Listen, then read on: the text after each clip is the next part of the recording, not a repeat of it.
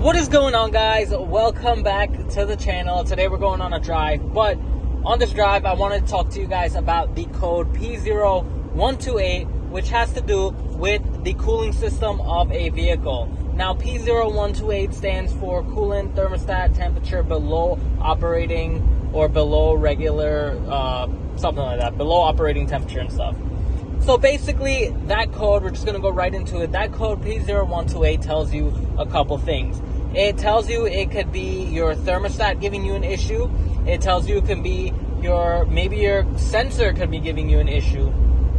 But most along the way, it's actually most likely about 85% of the time your thermostat. Now, here's a way that you can figure out if your thermostat's really giving you a problem.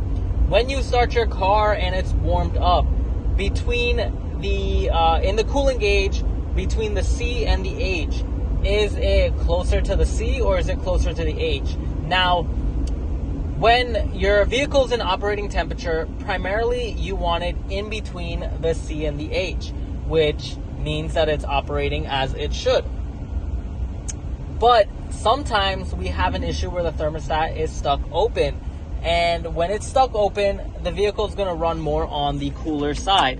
When the vehicle runs on the cooler side, it's not at its proper operating temperature, which means the vehicle's motor is not going to operate as it should. You're probably going to have a tough ride, especially in diesels. Diesels will do that to you.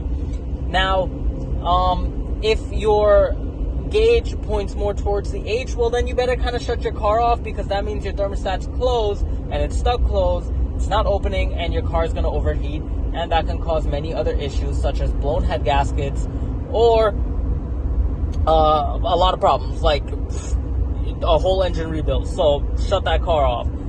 Sometimes you can get it to open out if you tap the thermostat housing with a screwdriver or something. It'll probably like open out the thermostat a little bit. That can help sometimes, but most of the time you got to replace that thermostat. Now, when you're replacing the thermostat, it is recommended that you also drain and flush your coolant. And on top of that, replace the coolant temp sensor as well. You are there removing all that stuff. You already put the money into the thermostats and the coolant. Just go the extra mile and replace that sensor as well. Even though it may not be giving you an issue, just replace it. You'll thank me in the long run. And that's basically it. After that, you clear your code, you drive it up. Before you drive it, you do want to bleed the cooling system. And how you bleed the cooling system is completely a different task, but it's super easy. It's not hard. You pour your coolant in the vehicle until it's filled up in either the radiator or your reservoir, whichever one it fills through. And you start the car, you turn the heat on all the way, super hot. You turn it on, let it blow.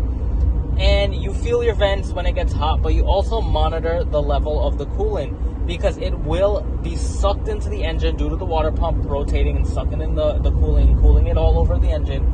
And you're going to have to keep filling some coolant until it finally gets topped off and it doesn't go down anymore.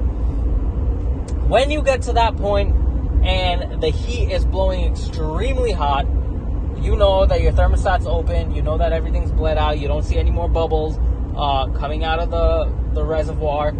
You should be good. You close it up, you go for a test drive, you look at your gauge, see if it's an operating temperature. Majority of the time, it's going to be back at operating temperature.